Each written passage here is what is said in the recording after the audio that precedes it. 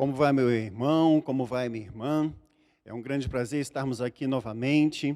Eu desejo que a graça do Senhor esteja sobre você, sobre o seu lar.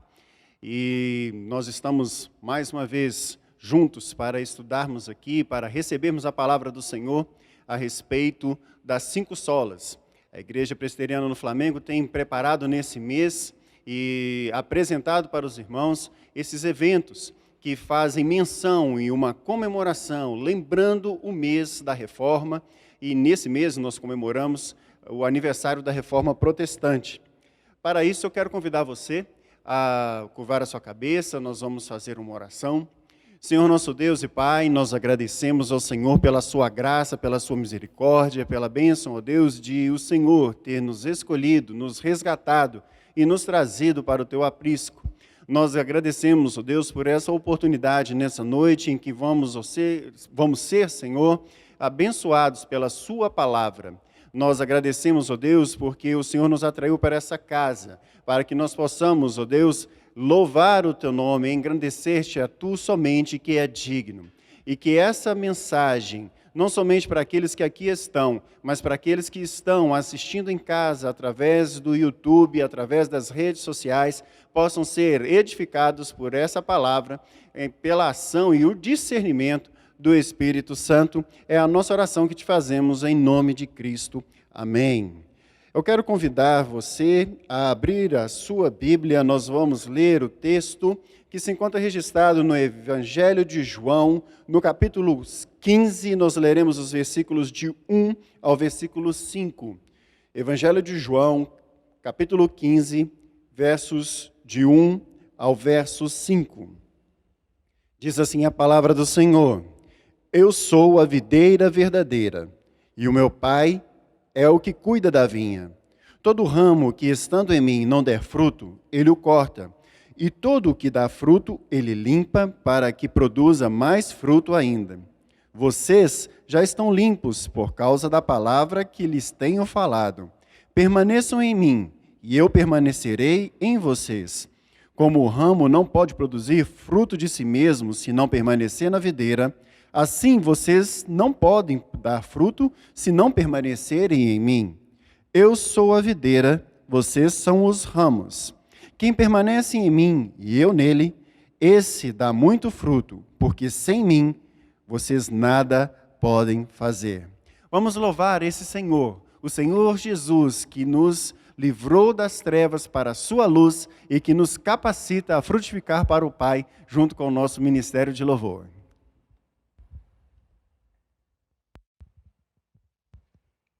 Glória a Deus.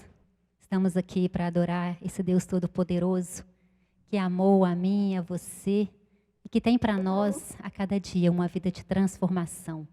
Uma vida que podemos viver desfrutando da sua presença, do seu cuidado. Nós convidamos você agora, juntamente conosco, a entoar o hino de número 336, título Transformação.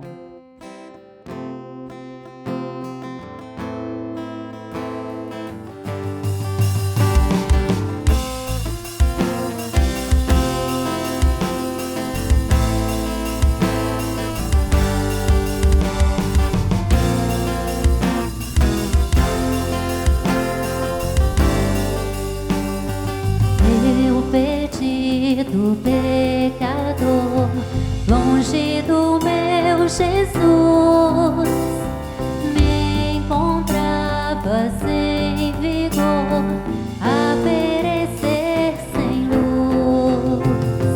Meu estado Cristo viu, dando-me sua mão, e salvar-me conseguiu da petição.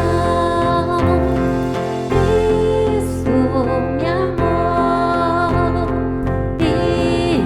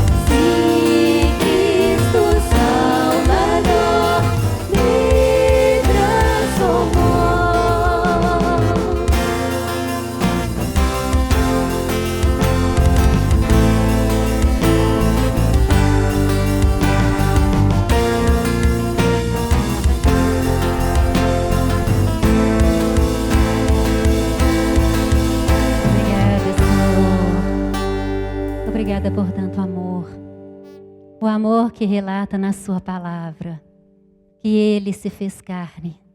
O nosso Senhor Jesus, o Deus Todo-Poderoso, deixou a sua glória por mim, por você. E Ele esteve entre nós. E Ele sofreu no meu lugar, no seu lugar, para que hoje tivéssemos uma vida em abundância, desfrutando da sua presença. Adoro esse Deus Todo-Poderoso, que não mediu o seu amor, que não limitou o seu amor para alcançar a sua vida, para alcançar a minha vida. Obrigada, Senhor.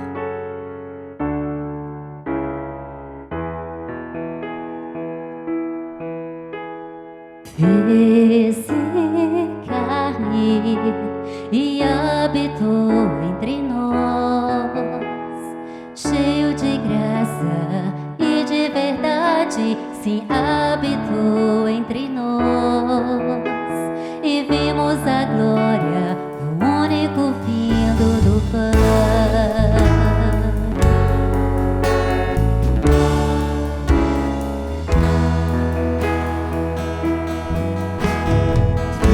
Fez-se carne e habitou entre nós, cheio de graça e de verdade, sim, habitou entre nós. Homem de dores, que sabe o que se é padecer. Por meus delitos, seu castigo me trouxe a paz. Como um cordeiro, o mundo foi levado a morrer. Por suas chagas e pisaduras curado estou.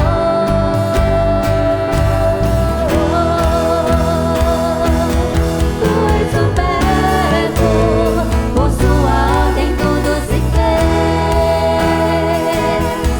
Tu és a vida, a verdadeira luz que brilhou aos homens. Tu és o Cristo, a graça que a nós se revelou. E aos que o receberam, aos que creram em seu nome, concedeu-lhes serem feitos filhos de Deus. Tu és o Verbo, por sua ordem tudo se fez. Tu és a vida, a verdadeira luz que brilhou aos homens. Tu és o Cristo, a graça que a nós se revelou. E aos que o receberam, aos que creram em seu nome, concedeu-lhes serem feitos filhos de Deus. Aleluia. Como é bom termos essa certeza que nos tornamos, mediante a sua graça, mediante a sua misericórdia, revelada naquela cruz, seus filhos. Por isso, todos os dias, precisamos colocar a nossa vida no altar do Senhor e nos quebrantar diante de tanto amor, dizendo a Ele, Ele é a nossa razão. A razão de estarmos aqui adorando, a razão da nossa vida.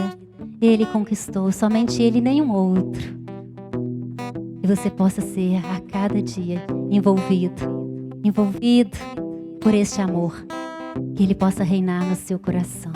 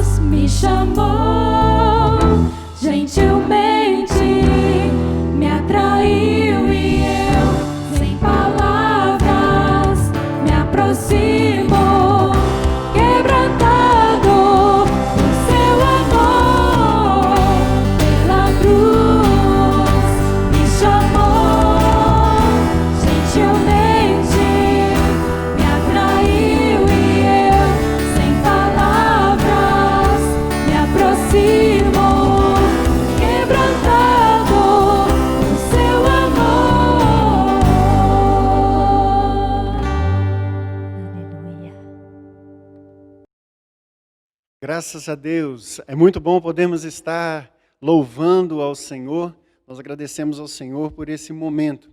Chegou agora o momento em que nós vamos ouvir a palavra de Deus, ministrada pelo pastor Cleverson.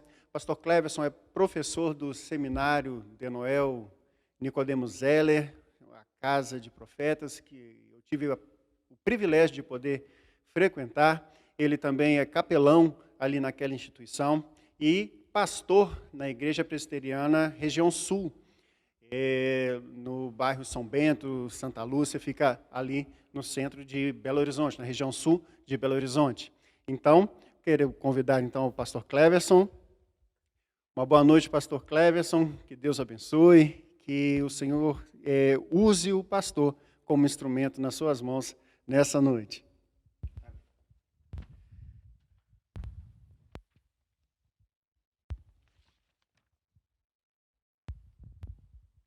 Quero saudar os meus irmãos com a graça e a paz do nosso Senhor e Salvador Jesus Cristo. É uma alegria muito grande nós podermos nos reunir, especialmente em torno da palavra do nosso Deus, e assim aprendermos mais um pouco sobre o Senhor e meditarmos sobre temas que são tão importantes e relevantes para a nossa vida. Nós queremos lembrar que, de fato, o ensino da sã doutrina é fundamental para que, de fato, nós cresçamos, para que, de fato, nós glorifiquemos o Senhor como Ele, de fato, quer ser glorificado. Quero chamar, portanto, a sua atenção para a leitura que farei no Evangelho de João, no capítulo 1, do versículo 15 ao versículo de número 18. O tema da nossa mensagem desta noite é Solos Christus. Nós estamos falando sobre os 5 solas da Reforma e queremos hoje abordar este aspecto, somente Cristo. Evangelho de João, capítulo 1, do verso 15 até o verso de número 18. Assim nós lemos na palavra do nosso Deus. João testemunha a respeito dele e exclama: Este é o de quem eu disse, o que vem depois de mim, tem contudo a primazia, porquanto já existia antes de mim. Porque todos nós temos recebido da sua plenitude e graça sobre graça. Porque a lei foi dada por intermédio de Moisés, a graça e a verdade vieram por meio de Jesus Cristo. Ninguém jamais viu a Deus. O Deus unigênito que está no seio do Pai é quem o revelou. Nós vamos orar agradecendo a Deus. Eu louvo ao Senhor pela oportunidade que tenho de trazer a palavra aos irmãos desta querida igreja. Que o Senhor abençoe cada um. Oremos nesse instante, irmãos. Ó Pai, nós queremos glorificar o Teu santo nome, render graças a Ti e também, ó Pai, suplicar nesse instante que a ação iluminadora do Teu Espírito Santo alcance as nossas mentes e os nossos corações, ó Pai. Nós queremos, de fato, pedir ao Senhor que sejamos conduzidos a Ti nesse momento em que meditamos na Escritura Sagrada. Obrigado, ó Pai, pela vida dos irmãos que receberão a mensagem do Senhor neste momento. Nós oramos agradecidos no nome precioso de Jesus. Amém, Senhor. Amém. Irmãos, lemos aqui então o texto de João, capítulo 1, do versículo 15 até o versículo de número 18. É importante que observemos logo no início da nossa mensagem que a teologia reformada ela nos ensina que a Escritura e sua doutrina sobre a graça e a fé enfatizam sempre que a salvação se dá exclusivamente pelo nome do nosso Senhor e Salvador Jesus Cristo. Não apenas aqui no texto que temos em João, capítulo 1, mas em tantos outros da Escritura, aprendemos que de fato não há nenhum outro nome pelo qual importa que sejamos salvos. Há um teólogo chamado B.B. Warfield que diz que o poder salvador da fé reside, portanto, não em si mesma, mas repousa no Salvador Todo-Poderoso, em Jesus Cristo, o Senhor das nossas vidas. Martinho Lutero, um outro grande reformador, bastante conhecido naturalmente por causa da sua contribuição histórica para a reforma do século XVI, disse que Cristo ele é o centro e a circunferência da Bíblia. O centro e a circunferência da Bíblia. Isso significa que quem ele é e o que ele faz, ou o que ele fez em sua morte e ressurreição, são o conteúdo fundamental das Escrituras Sagradas. E todo leitor atento da palavra de Deus perceberá que em cada letra da Escritura Sagrada, de Gênesis até Apocalipse, nós encontramos uma mesma mensagem ecoando, aquela que fala sobre a pessoa gloriosa do nosso Senhor e Salvador Jesus Cristo. Há tantos que falaram sobre isso, já mencionei alguns aqui, mas ainda peço licença para mencionar pelo menos mais um, Ulrico Zwinglio, que disse que Cristo é o cabeça de todos os crentes, os quais são o seu corpo, e sem ele o corpo está morto. O próprio Cristo, falando-nos sobre a sua pessoa, disse certa vez, aqui no Evangelho de João, sem mim nada podeis fazer. Sem mim nada podeis fazer. Mas é interessante que nós entendamos como essa doutrina nas várias partes da Escritura Sagrada é apresentada.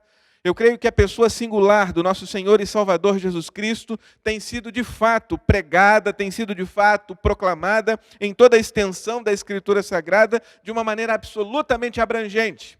E nesse texto que nós temos diante de nós, no Evangelho de João, eu creio que aqui o apóstolo nos ajuda a entender o que nós só conseguimos encontrar na pessoa de Cristo, o que nós só conseguimos perceber em Jesus Cristo, e porque de fato nós podemos pensar numa proposta de tese como esta, que encabeça a Reforma Protestante, os 5 solas da Escritura, mais especificamente este, que é objeto da nossa meditação desta noite, somente Jesus. Por quê? Nós podemos falar sobre isso.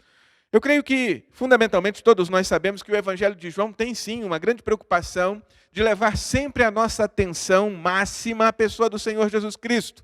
Quando lemos o Evangelho, observamos, por exemplo, que o propósito do evangelista aqui é registrar tudo o que ele registrou para que nós creiamos no nome do Senhor Jesus Cristo. Isso está proclamado, declarado na própria palavra de Deus, no próprio evangelho que está diante de nós. Os sinais, os milagres, os prodígios que o Senhor Jesus Cristo realizou aqui, eles foram registrados, eles foram escritos, eles foram consignados nesta palavra para que nós creiamos que Jesus Cristo é o nosso Senhor e Salvador das nossas vidas.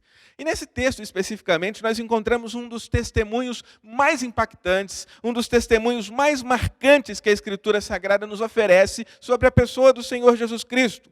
Testemunho este que foi dado por João Batista, alguém que de fato recebeu a missão de testificar à igreja, ao povo de Deus, sobre aquele que haveria de vir e que de fato já vinha, e que de fato já veio, e que de fato foi apresentado à igreja segundo a própria história do Evangelho. Quando lemos o Evangelho, aqui no capítulo 1, percebemos que logo na sua introdução, Jesus Cristo é apresentado de uma forma espetacular. Jesus Cristo é apresentado de uma forma gloriosa.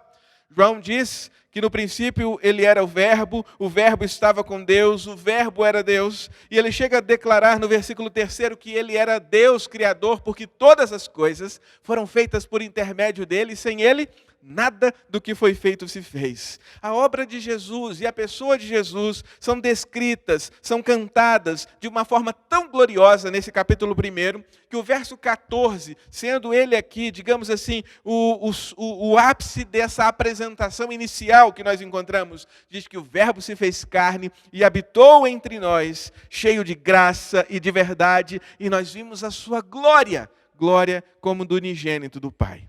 Acerca desta pessoa tão gloriosa, que é o nosso amado e querido Jesus, acerca desta pessoa tão gloriosa, que é o Redentor das nossas vidas, João dá o seu testemunho. João apresenta, na verdade, a sua declaração de fé acerca dele. E aí nós encontramos, portanto, os versos que compõem esse pensamento, ou esse bloco de pregação que nós temos aqui diante de nós, que vai do versículo 15 até o versículo de número 18. E nesse testemunho que o apóstolo João nos oferece sobre Cristo, como disse Martinho Lutero, o centro e a circunferência da Bíblia, nós aprendemos algumas coisas que são extremamente preciosas e que nos mostram por que solos Cristo, por que nós podemos olhar somente para Jesus, ou devemos olhar somente para Jesus, porque Ele é suficiente Salvador apresentado a nós. Bom, quero chamar sua atenção, portanto, para as respostas que João nos oferece exatamente na direção desta doutrina maravilhosa que nós encontramos aqui, que é esta que acabamos de declarar, somente Cristo. Olhe comigo a passagem que nós temos diante de nós aí no Evangelho de João, no capítulo 1, versículo 15. A Escritura diz: João testemunha a respeito dele. Dele quem? Do Verbo. O versículo 14 fala enfaticamente, como eu disse aqui, é o ápice dessa apresentação inicial, do Verbo que se fez carne e habitou entre nós. João, então, testemunha a respeito dele. João fala sobre ele e exclama: este é o de quem eu disse, o que vem depois de mim tem contudo a primazia, porque já existia, ou porquanto já existia antes de mim. A linguagem apresentada pelo apóstolo João é bastante interessante, porque aparentemente ela nos oferece um paradoxo. Ele fala aqui de alguém que vem depois, mas que já existia antes. De alguém que sucede historicamente a sua própria ação, o seu próprio ministério, mas que na realidade tem a primazia porque nos advém da eternidade. Então ele diz: o que vem depois de mim tem contudo a primazia, porquanto já existia antes de mim. Nessa declaração, João já nos oferece aqui uma resposta muito interessante sobre por que nós podemos pensar em solos Cristos, por que nós podemos pensar em somente Cristo Jesus. O apóstolo João, o evangelista João, naturalmente, tem um ministério, João Batista, tem um ministério que foi consagrado pela própria designação divina. Segundo Isaías, capítulo 40, ele é a voz que viria clamando no deserto, que já era fim do tempo da milícia de Israel.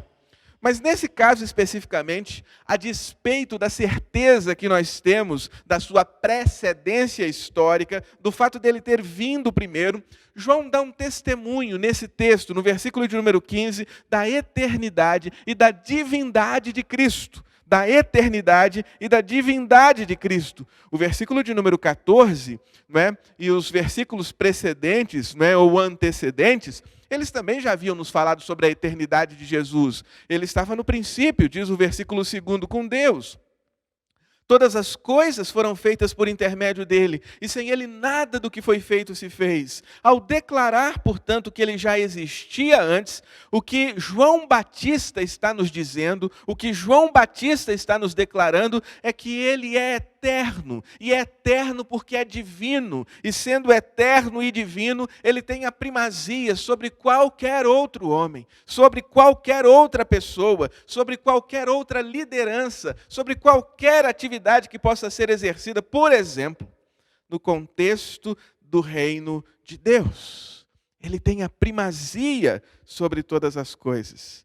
E quando eu olho para esse testemunho, obviamente, eu sou levado a entender que esta é, sem sombra de dúvidas, a primeira razão pela qual nós podemos falar solos Cristos. Ele tem a primazia por causa da sua eternidade. Ele tem a primazia por causa da sua eternidade. Isso é muito interessante, irmãos, porque mostra que o Senhor Jesus Cristo, ele não é simplesmente uma resposta pragmática a um problema que o ser humano detectou num determinado momento da sua existência. Jesus Cristo não é apenas uma solução que vem depois da apresentação de um problema. Mais do que isso, ele é uma pessoa eterna. Alguém que precisa ser conhecido em toda a extensão, portanto, da sua divindade. Alguém que, na realidade, não depende de absolutamente nada, tem em si mesmo a base da sua própria existência, porque é Deus. Alguém que realmente pode apresentar-nos de uma maneira gloriosa o próprio Pai, como veremos logo na sequência. Mas eu quero deixar bem claro para os irmãos que João Batista olha para esse homem, olha para o Senhor Jesus Cristo e sabia que, de fato, seus olhos contemplavam o próprio Deus. O próprio Deus. Na primeira vez que ele vê o Senhor Jesus, e acredito que os irmãos se lembram muito bem disso, na primeira vez que ele vê o Senhor Jesus Cristo, João Batista diz: eis o Cordeiro de Deus que tira o pecado do mundo. Eis o Cordeiro de Deus que tira o pecado do mundo. Esses testemunhos mostram que realmente nós estamos diante de alguém que não pode ser comparado a nenhuma outra pessoa. Alguém que de fato é eterno, e sendo eterno, é divino, e sendo divino, precisa realmente ser conhecido, amado, adorado como nosso Mestre Jesus Cristo. Portanto, eu quero separar nesse versículo 15 exatamente esse primeiro elemento que o texto nos oferece, segundo o escrito do Evangelho de João, registrando o testemunho de João o Batista. Nós podemos pensar e falar solos Cristos por causa da primazia, por causa da eternidade, porque ele de fato tem precedência sobre todas as coisas.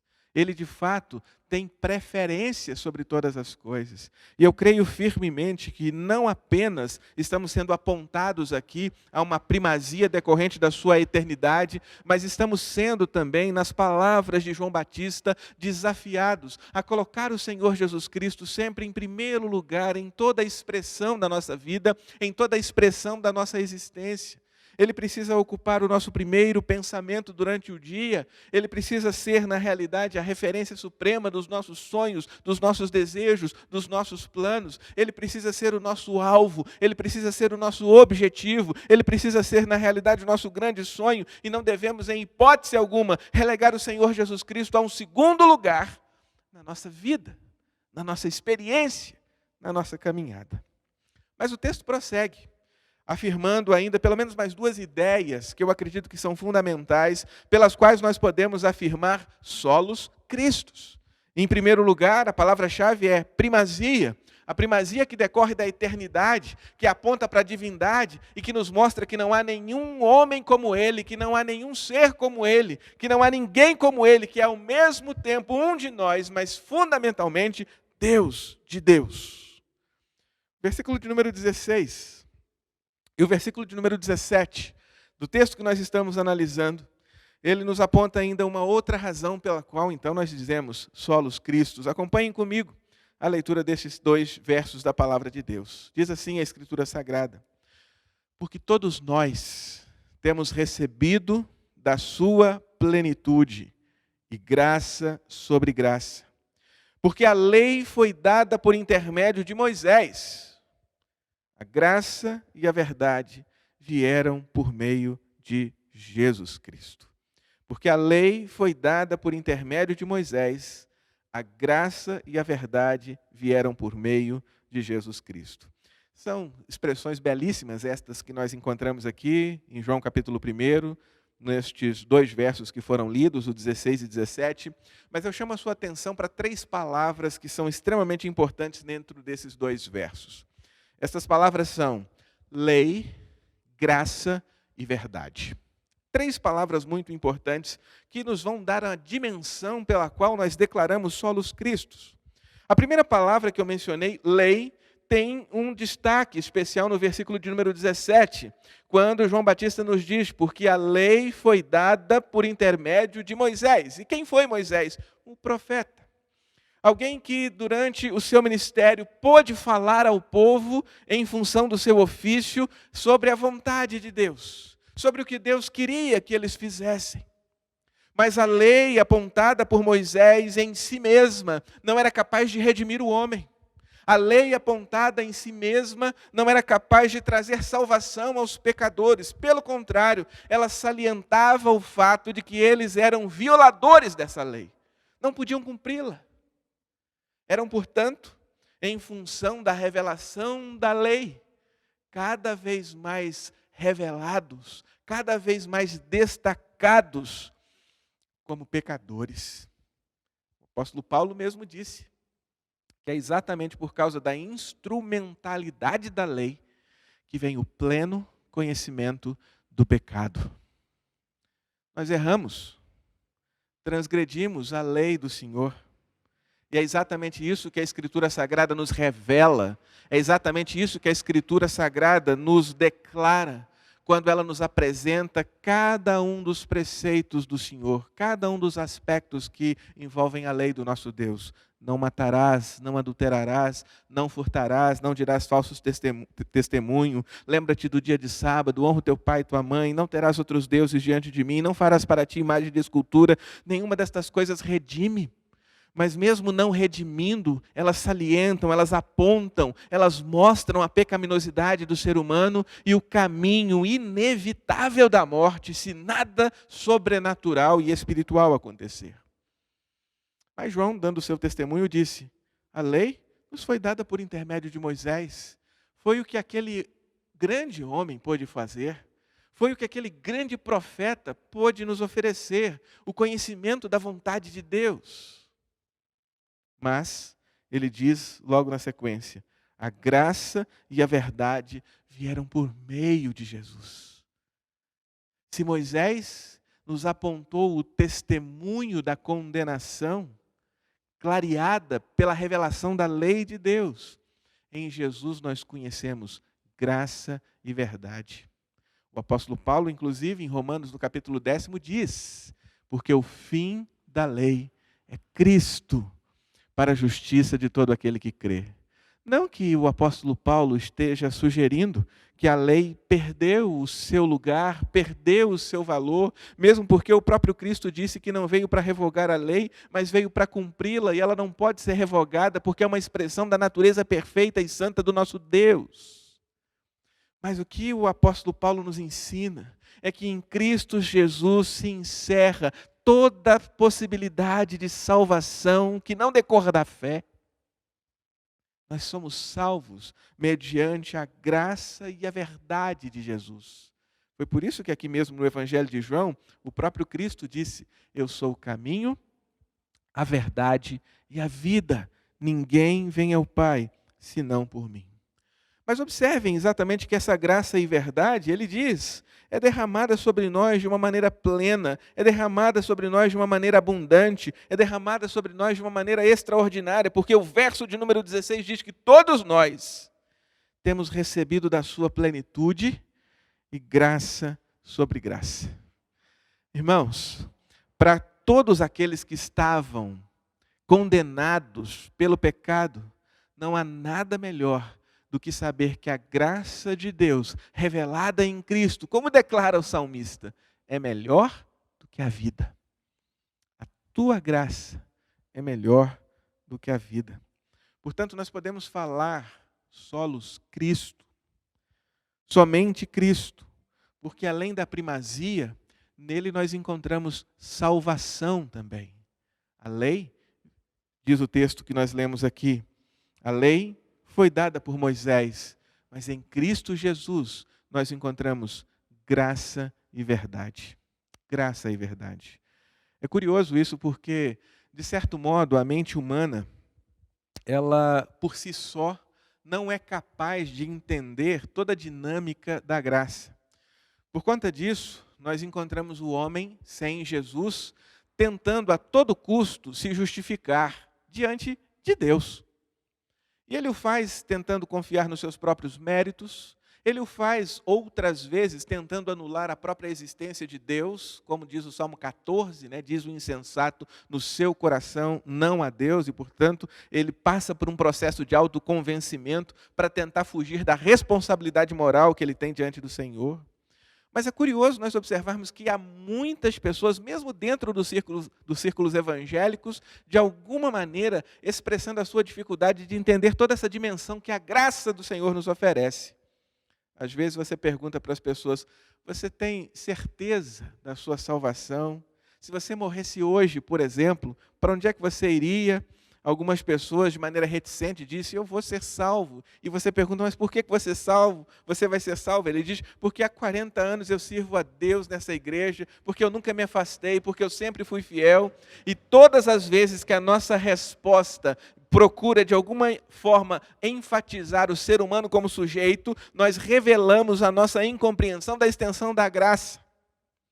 E eu sou levado, nesses momentos, a repetir o que a Escritura Sagrada registra foi dito para o carcereiro certa vez, e que está registrado lá em Atos, capítulo 16, versículo de número 31.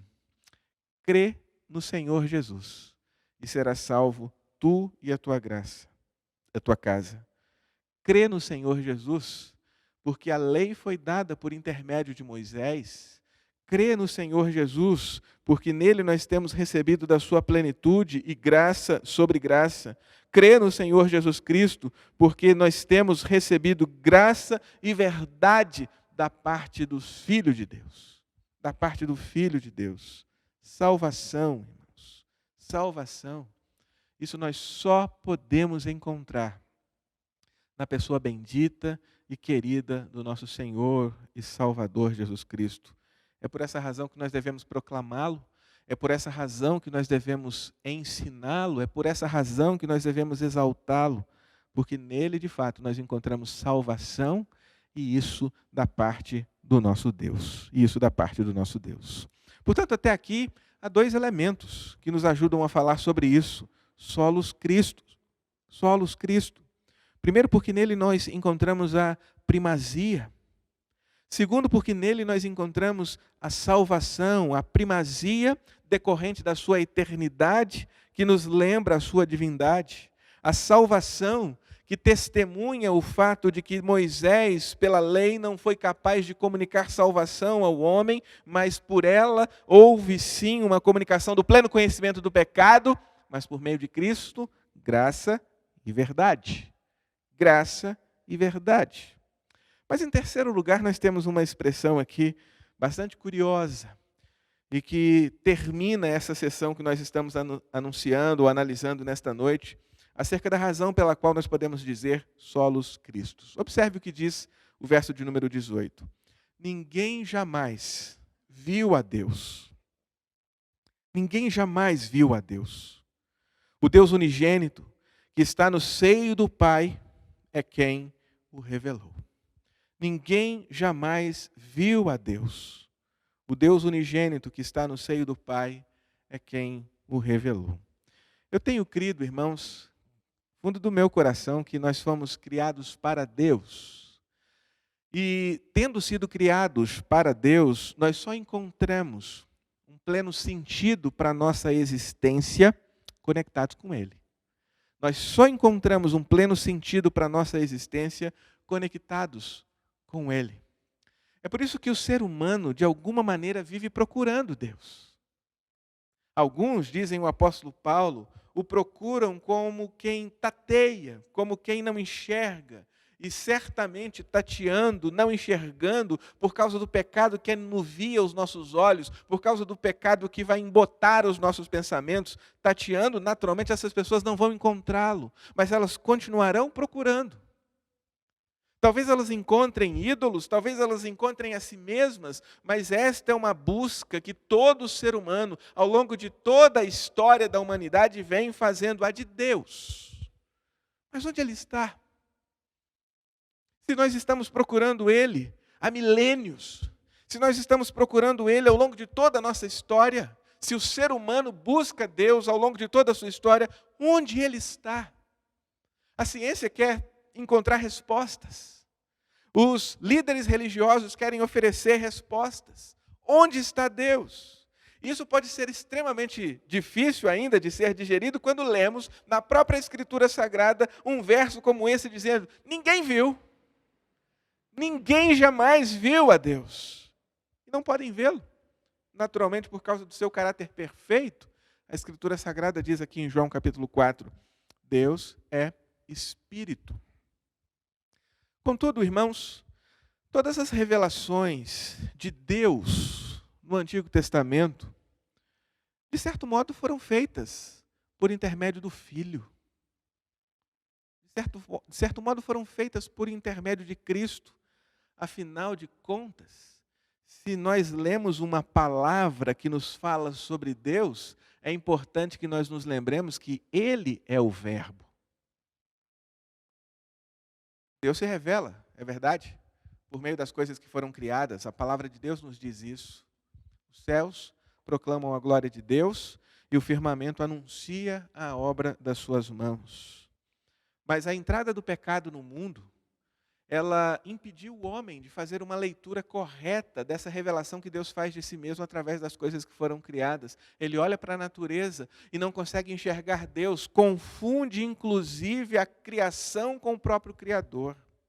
Em função dessa nossa incapacidade de enxergar Deus através das coisas que foram criadas, os seus atributos, o seu grande poder, como declara o apóstolo Paulo em Romanos no capítulo 1, e por conta, então, dessa nossa incapacidade, aprove a Deus revelar-se a si mesmo por meio do Verbo. Nós precisávamos ouvir o som da sua voz, nós precisávamos ouvir as palavras do nosso Deus, e porque nós precisávamos ouvir o som da sua voz, e porque nós precisávamos ouvir a palavra do nosso Deus, eis que ele se revela a nós pelo verbo. Pelo verbo. E é muito interessante isso, porque a Escritura Sagrada diz aqui, na sequência do versículo de número 18, que o Deus unigênito, que está no seio do Pai, é quem o revelou, e o revelou com precisão, porque a Escritura disse a nós que ele, Jesus, é a expressão exata do ser de Deus.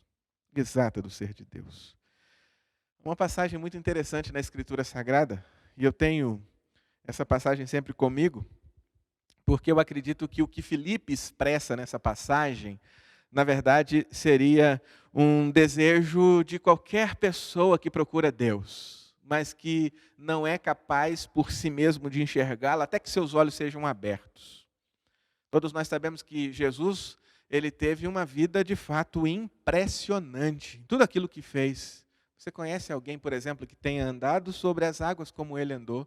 Você conhece alguém que tenha multiplicado os pães como ele multiplicou? Você conhece alguém que tenha ressuscitado mortos como ele ressuscitou? Nós não conhecemos ninguém assim. E os discípulos que podiam caminhar com ele durante vários dias, os discípulos que podiam partilhar essas experiências com Cristo, naturalmente ficavam impressionados. Porque o que Jesus fazia, ninguém podia fazer, se Deus não estivesse com ele. A certa altura, Filipe disse: Jesus, é tão impressionante as coisas que o Senhor faz, mas eu quero fazer um pedido para o Senhor. Mostra o Pai para a gente. Mostra o Pai para a gente. Nós já vimos o Senhor e de fato é impressionante, mas mostra o Pai para nós. E eu creio que, de uma forma terna e misericórdia, Jesus olha para eles: Filipe, tanto tempo eu estou com vocês, e você ainda não percebeu? Quem vê a mim, vê o Pai. Quem vê a mim, vê o Pai. Sabe por que nós podemos dizer solos Cristo? Porque se você procura Deus, só Ele é a revelação exata do ser de Deus. Ninguém jamais viu a Deus. O Deus unigênito que está no seio do Pai é quem o revelou. Nós podemos conhecê-lo, nós podemos vê-lo, nós podemos percebê-lo quando contemplamos o Senhor Jesus. E a Escritura Sagrada diz que esse olhar direcionado para Ele deve prosseguir durante toda a nossa caminhada. Afinal de contas, Hebreus diz que devemos andar olhando firmemente para o autor e consumador da nossa fé, que é Jesus Cristo. Nós cantamos em diversas oportunidades: olhai, com fé olhai, sim, olhai só a Jesus. E a palavra nos ensina que Ele foi levantado, do mesmo modo que a serpente no deserto, para que fôssemos salvos. E uma das maiores necessidades, portanto, do ser humano é olhar para esse Cristo, olhar para Jesus e conhecê-lo e aquilo que Ele nos tem revelado também acerca do próprio ser de Deus. Solos Cristos, solos Cristos. Eu creio, irmãos, que se somos filhos de Deus e se de fato temos amado a Ele e a Sua palavra, é importante que nós nos lembremos, numa noite como essa, que não podemos absolutamente conhecer as grandezas de Deus se não aprofundarmos os nossos conhecimentos ou o nosso conhecimento na pessoa bendita do nosso Salvador Jesus Cristo. A centralidade de Cristo, irmãos, é o fundamento da fé reformada. A centralidade de Cristo é o fundamento da fé salvadora.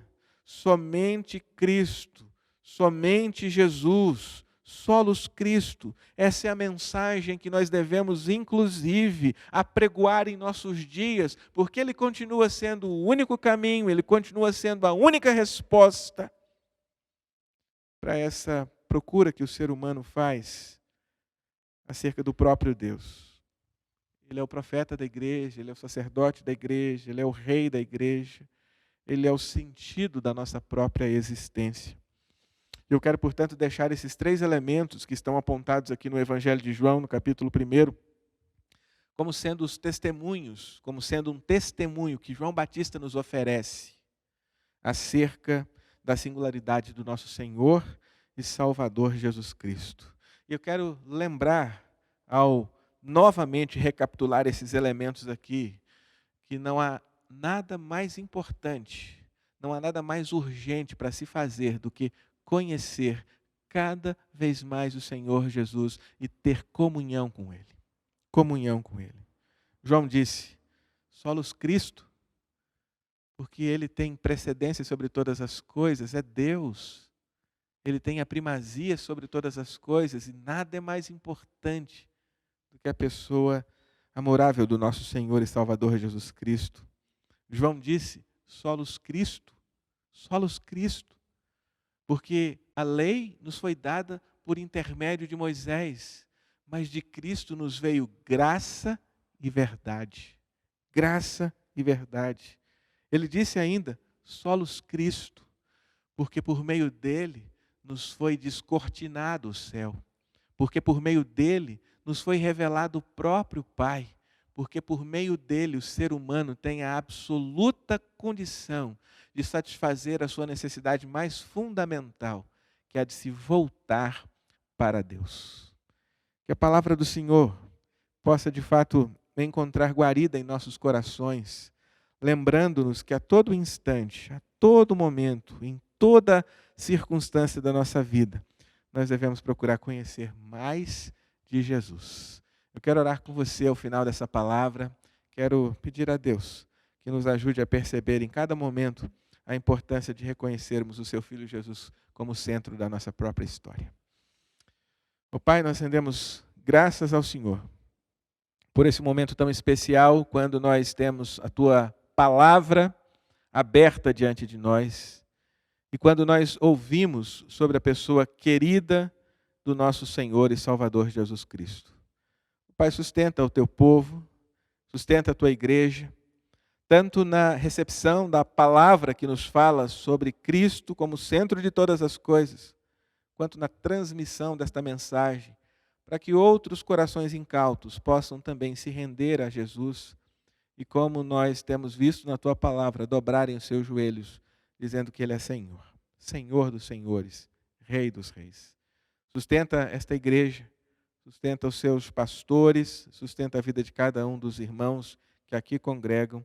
Nós oramos assim, ó Pai, no nome de Jesus. Amém, Senhor. Amém. Muito obrigado, irmãos, pela oportunidade. Eu louvo a Deus pela vida dessa igreja, do seu pastor, dos seus pastores. Que Deus abençoe cada presbítero, toda a liderança. Sejam firmes na proclamação da fé do nosso Senhor e Salvador Jesus Cristo. Deus abençoe.